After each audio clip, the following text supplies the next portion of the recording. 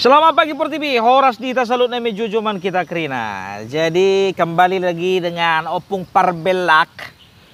Ya, dengan saya sendiri. Saya ingin membuat sebuah komentar dulu tentang sesuatu yang sedang viral.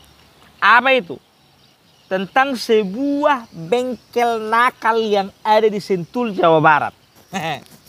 Aku ndak perlu sepil apa nama bengkelnya. Ndak perlu sepil siapa nama pemiliknya. Ndak perlu sepil juga siapa istrinya, siapa bapaknya, siapa opungnya. Nggak peduli aku di situ.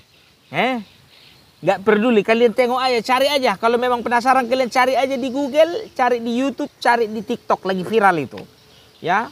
Kenapa viral? Bukan karena prestasinya. Bukan karena kejujurannya. Tapi karena kenakalannya. Ceritanya begini. Jadi ada salah satu konsumen. Dia lagi jalan-jalan lebaran. Ya kan, bawa motor.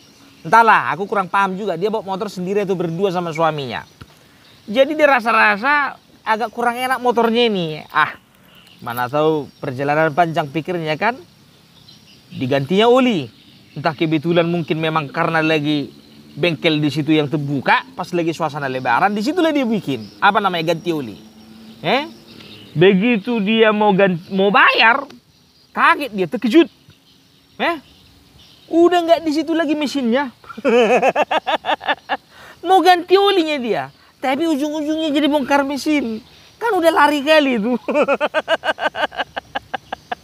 Datang yang punya. Begitu polisi datang ke situ dibilangnya salah paham. Ngingim masalah paham. Kau kira senengel-nengelnya orang dari ganti oli menjadi bongkar mesin itu kan udah jauh kali. Itu yang betul-betul aja lah kawan-kawan. Jadi, ku bilang dulu sama kau ya, yang punya bengkel. Entah dimanapun kau berada, entah kau dengar videoku ini, ya. Yang jujur lah kau jadi pengusaha. Nggak kayak gitu kali lah kau caramu itu. Alah.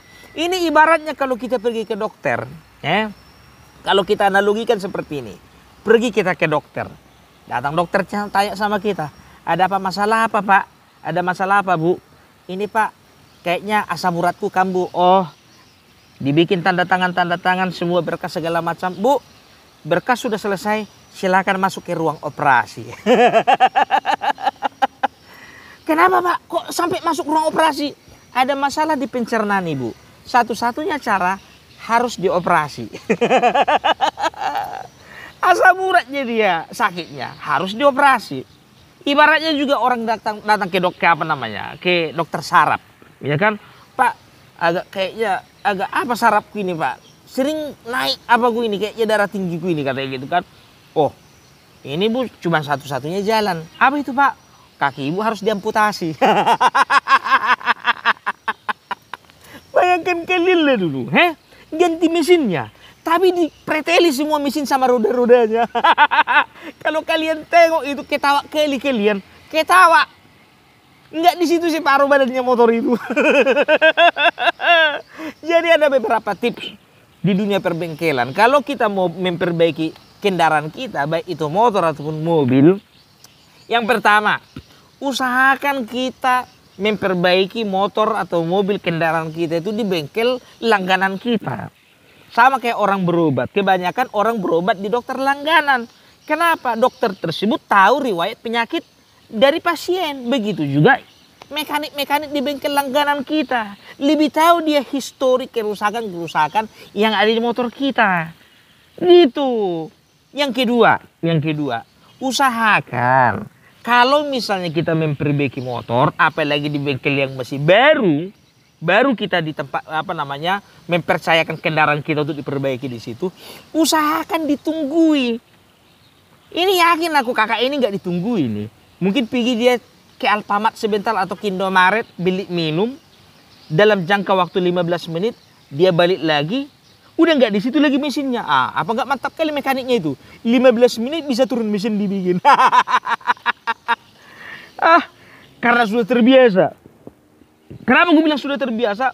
Karena ternyata bukan cuma satu ini aja korbannya. Banyak. Ketika dia speak up kakak ini, banyak yang bermunculan komentar seperti itu. Ya aku juga pernah digitukan.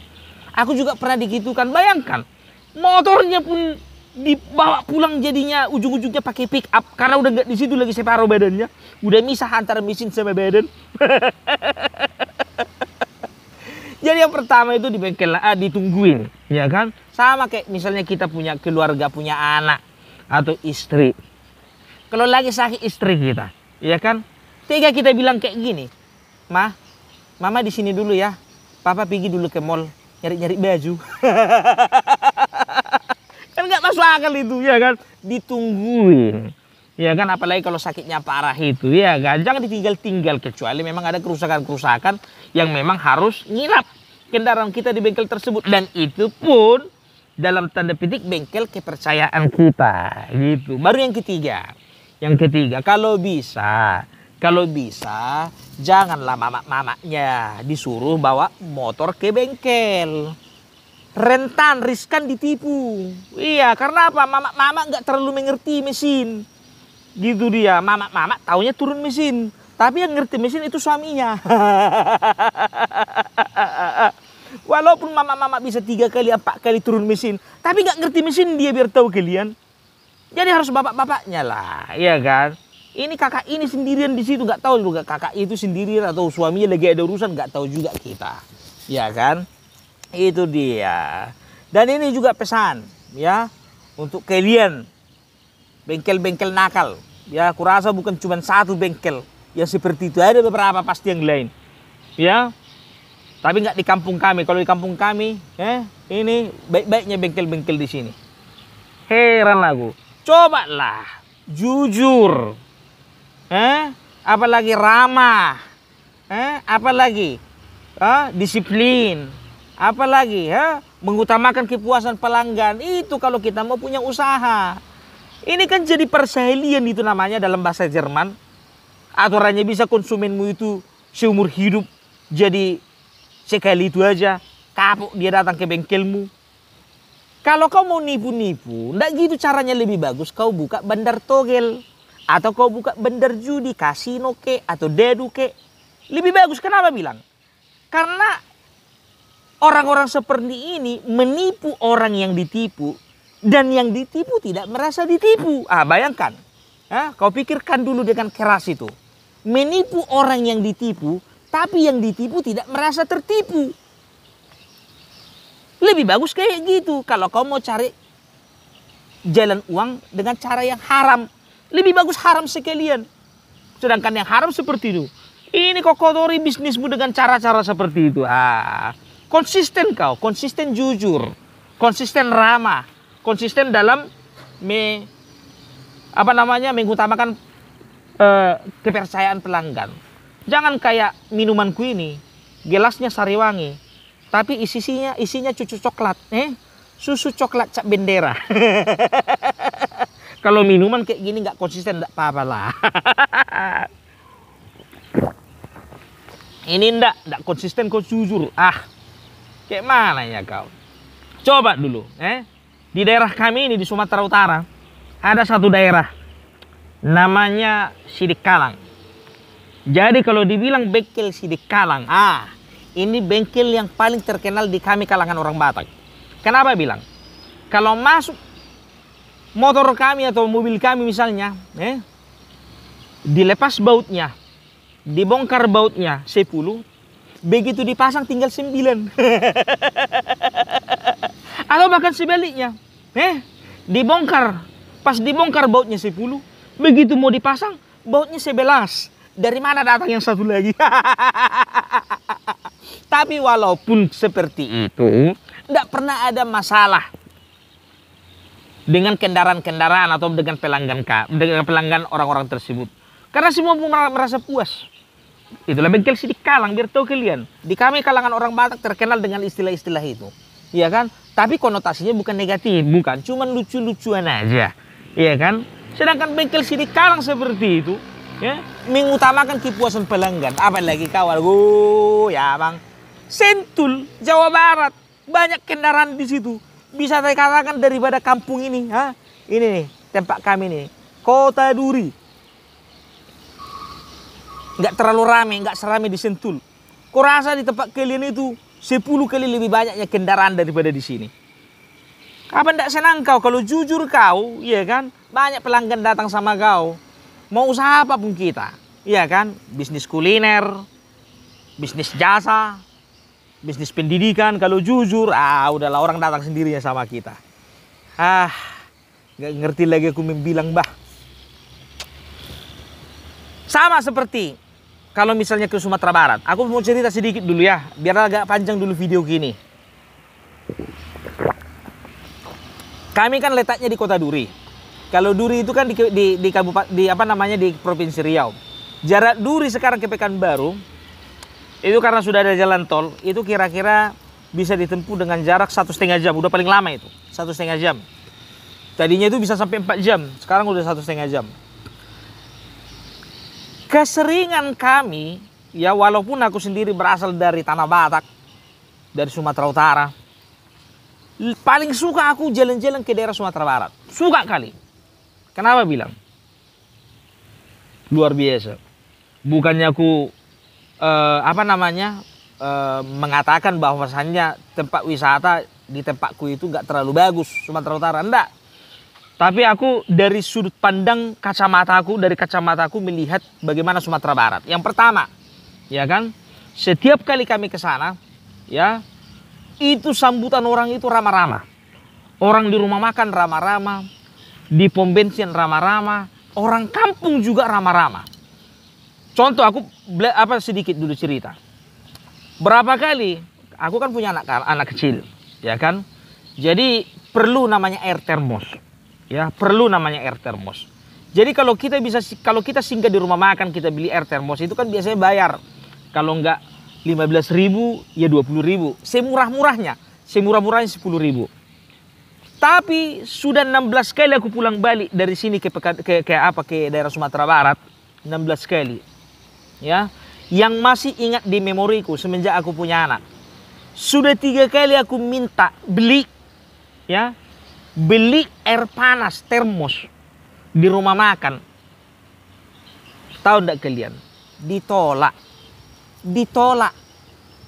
uang beli air termosnya itu, biar tahu kalian. Gak usah lah bang, enggak apa-apa. Serius bu, enggak apa-apa bang, untuk anaknya kan, enggak apa-apa bang, bawa aja. 3 kali di Bukit Tinggi, di Payakumbuh, 1 di Painan. Hai orang Payakumbuh, Bukit Tinggi dan Painan, kalian orang-orang baik, luar biasa. Aku lupa nama ibunya itu. Ya, kalau misalnya aku sudah aktif kemarin itu bermedia sosial sampai kayak sekarang, itu tuh kusupil rumah makannya. Rumah makannya gak terlalu besar, kecil. Itu dia. Itu yang pertama. Ramah. Luar biasa. Berapa kali kami tidur di pom bensin karena gak kebagian penginapan. Tidak pernah ada sekalipun kehilangan. Tidak pernah. Padahal kaca mobil itu dibuka. Gak ada kehilangan. Luar biasa. Iya kan? Baru yang berikutnya, masalah makan. Tidak pernah aku sedikit pun, mulai dari perbatasan dari Bangkinang sampai ke ujung Sumatera Barat sana, nggak pernah sekalipun dikerjain masalah harga makanan. Nggak pernah. Kan kita seringkali kita melihat kalau pergi kita misalnya ke satu tempat, apalagi tempat wisata, kalau misalnya orang setempat beli makanan, beli nasi harganya 15.000. Begitu datang pendatang, harganya jadi 25.000. Kalau di Sumatera Barat nggak pernah aku jumpai seperti itu, nggak pernah. Itulah baik-baiknya. Ya, itu makanya aku candu di sana. Pemandangannya cantik, makanannya enak-enak, masalah harga nggak pernah nggak pernah dikerjai. Pungli, ya memang ada sih 1-2, tapi nggak semarak di tempat lain. Nggak ada. Apalagi di jalan-jalan minta pungli. Dari sini sampai ke ujung Sumatera Barat, aku nggak pernah dipungut pungli. Nggak pernah. Kalau cuma parkir di pinggir pantai 10.000 itu wajar. 10.000 satu mobil loh. Ya, aku udah ke Padang, ke Bukit Tinggi, Payakumbuh, ke Haro, ke Lok 9, segala macam. Nggak pernah. Baik-baik, luar biasa. Jadi kayak gitulah pengelola bisnis. Dan aku juga dengar kabar seperti di Pantai Padang, ya ada memang yang ngutip-ngutip, tapi sudah ditertibkan semua sama pemerintah. Harus ada memang kerjasama antara pemerintah dengan masyarakat gitu loh.